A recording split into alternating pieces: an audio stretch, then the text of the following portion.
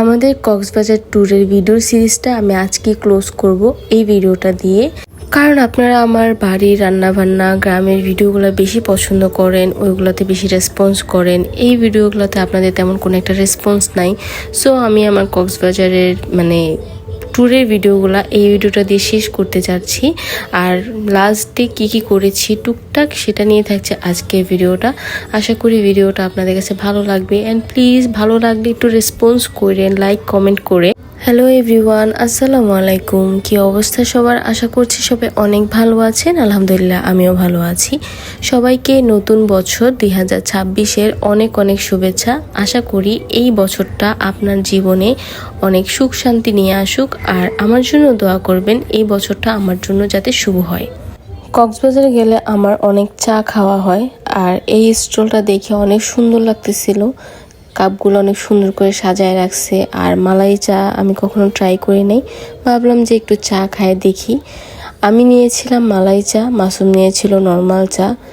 আমারটা অনেক বাজে ছিল, মাসুমেরটা অ্যাভারেজ। যাই হোক, চা খাওয়া শেষ করে ওই দিন রাতের বেলা আর ঘোরাঘুরি করি নাই। পরের দিন সকালে 11টা না 12টার দিকে আমাদের চেক আউট ছিল।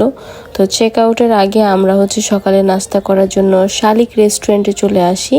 এটার আমি অনেক রিভিউ দেখেছি, সেটা অনুযায়ী আমি ওদের থেকে খিচুড়ি অর্ডার করেছিলাম, আর মাসুম রুটি। খিচুড়িটা একটু মজা না, বাট রুটিটা অনেক বেশি মজা ছিল। খাওয়া দাওয়া শেষ করে আমরা চা অর্ডার করি, আর সেটা আসতে একটু লেট হওয়াতে আমরা বাহিরে ওদের পরোটা স্টেশন, চা স্টেশন এদিকে একটু ভিডিও করতেছিলাম। ওদের বাহিরের পরিবেশটা অনেক বেশি সুন্দর, আমার কাছে বেশ ভালো লেগেছে। চা অর্ডার করেছিলাম, ওদের চাটা অনেক মজা, আমার কাছে অনেক বেশি ভালো লেগেছে। যাই হোক, খাওয়া দাওয়া শেষ করে আমরা হোটেলে ব্যাক করি, অ্যান্ড 12টার দিকে আমরা চেক আউট করি। আমরা চেক আউট করি দুপুর 12টার দিকে, আর আমাদের গাড়ি ছিল রাত 11টায়। সো অনেক লম্বা একটা সময়। প্রথমে আমরা হোটেলের লবিতে ওয়েট করি, দেন আমরা বিচে চলে যাই। আর ওই দিন আমরা গিয়েছিলাম লাবণী বিচে, একদম মানুষ কম ছিল। আর ওই দিন আমি খুব রিল্যাক্সে বসেছিলাম, কারণ আমার ছেলে অনেক লম্বা সময় নিয়ে ঘুমাইছে। তো আমি একদম রিল্যাক্সে বসেছিলাম, কারণ ও জেগে থাকলে ও পানিতে নেমে যেত, আর বসে থাকা হতো না।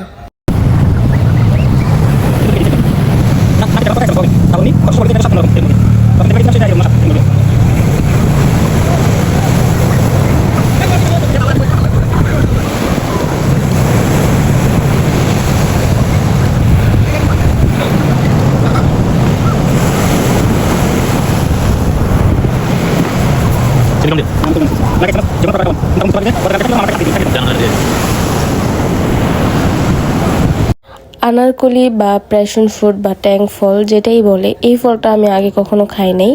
আর এই ফলটা খাওয়ার পর আমার এত বেশি ভালো লেগেছে, আমি যতবারই বিচে গিয়েছি আমি এই ফলটা খাইছি। যাই হোক, ফল খেতে খেতে আমরা এই লোকটার অভিনয় দেখতেছিলাম। কি করতেছিল জানি না, খুবই মজা লাগতেছিল। আমরা খুব এনজয় করতেছিলাম। আমি টুকটাক একটু পরপরই খাবার খাচ্ছিলাম, ঝালমুড়ি, ফ্রুটস, চা এগুলা। তারপর জায়ানের বাবা ঘুমাইতেছিল। জায়ানের বাবা একটু ঘুমাইছে, কারণ আমি একা বসেছিলাম।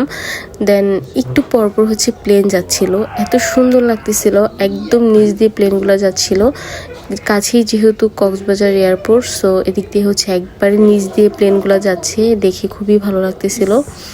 দেন আমরা দুপুরে খাওয়ার জন্য চলে যাই কাচ্চি ডাইনে। আর কাচ্চি ডাইনের কাচ্চির কথা তো আর নতুন করে কিছু বলার নাই, এটা অলওয়েজ একদম পারফেক্ট। তারপর রাতেও আমরা টুকটাক কিছু শপিং করেছিলাম, ওগুলোর আর ভিডিও ক্লিপস নেওয়া হয় নাই। তারপর আমাদের একদম যাওয়ার সময় হয়ে যায়। আমরা এখন লাগেজ গুছিয়ে বের হব, আমাদের বাসের সময় হয়ে গিয়েছে।